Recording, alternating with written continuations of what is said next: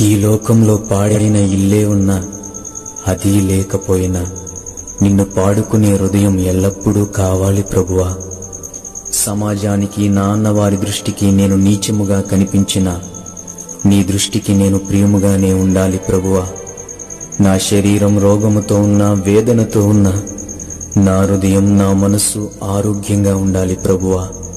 నా కన్నులు మసకబారినే గుడ్డివాడినైనా నా మనోనేత్రం వెలుగుతూనే ఉండాలి ప్రభువా. కటిక బీదనై కరువు అనుభవిస్తూ బ్రతికిన ఆత్మీయతలో ఐశ్వర్యవంతునిగానే ఉండాలి ప్రభువా. నా దేహం అంగవైకల్యముతో ఉన్న అందహీనంగా ఉన్న ఆత్మలో ఏ లోపం లేనివానిగా నిన్ను పోలి ఉండాలి ప్రభువా. గతించిపోయే ఈ లోక భోగాలపై మనస్సు నిలపక శిథిలము కాని నిలువర రాజ్యము కొరకు సిలువ దారిలో ఉన్న విలువలు నేర్చుకుంటూ పరిశుద్ధమైన అలంకారాలతో ఆత్మఫలాలతో నిన్ను సమీపించడానికి కృపనిమ్ము ప్రభువా. ఈ లోక విషయంలో తృప్తి కలిగిన హృదయం, ఆత్మ విషయంలో తృప్తి లేని హృదయం నాకు దయచేయము. తృప్తి కలిగిన హృదయం ఇంకేమీ కోరుకోదు కదా.